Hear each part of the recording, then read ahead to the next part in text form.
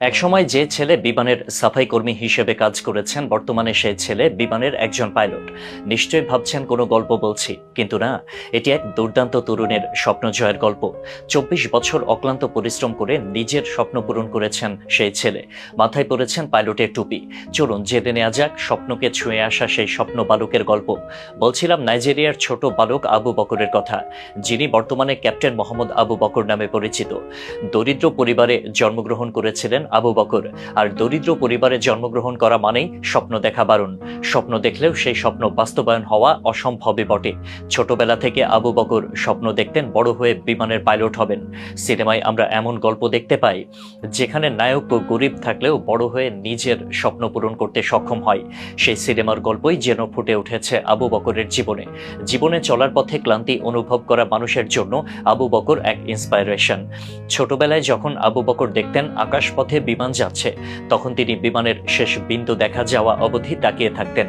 যখনই কেউ তাকে জিজ্ঞাসা করত আবু বকর বড় হয়ে কি হতে চায়, তখনই তিনি উত্তর দিতেন তিনি পাইলট হতে চান। আর তাই গ্রামে হাসির পাত্রে পরিণত হতেন আবু বকর। গরিবের ছেলে আবার পাইলট হবে, এ যেন রূপকথার গল্প মনে হতো তার প্রতিবেশীদের কাছে। মাধ্যমিক শেষ করে যখন তিনি উচ্চ মাধ্যমিকের জন্য কাদুনা পলিটেকনিক কলেজে ভর্তি হতে চান, তখন দেখেন ভর্তির সময় শেষ হয়ে গিয়েছে। অ্যাডমিশনের জন্য আবার বেশ কিছু সময় অপেক্ষা করতে হবে। আর এই সময়ের মধ্যে বসে না থেকে আবু বকর কাজ নেন একটি হোটেলে। সেই হোটেলেই আবু বকরের সাথে পরিচয় হয় কিছু বিমান কর্মীর। সেই বিমান কর্মীদের সাথে ছিলেন এয়ারপোর্টের ম্যানেজারও। আবু বকরের প্রতি সহানুভূতিশীল হয়ে তিনি আবু বকরকে এয়ারপোর্টে ডাকেন।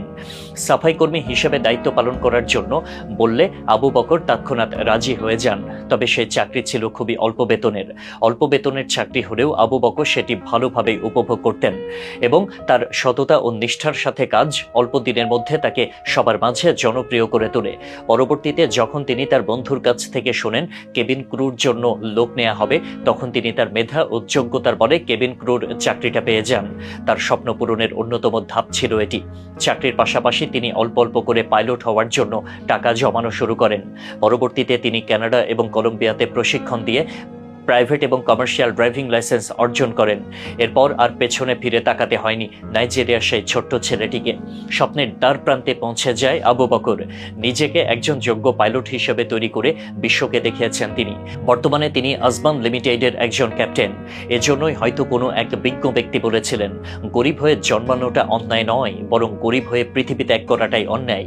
দরিদ্র পরিবারে জন্মগ্রহণ করে যদি আপনি আপনার ভাগ্যকে বদলানোর সামান্যতম চেষ্টাও না করেন, তাহলে স্বপ্ন দেখা বৃথা। স্বপ্নকে ছোঁয়ার জন্য আপনাকে করতে হবে অক্লান্ত পরিশ্রম। তারই উজ্জ্বল দৃষ্টান্ত স্থাপন করেছেন নাইজেরিয়ার যুবক মোহাম্মদ আবু বকর।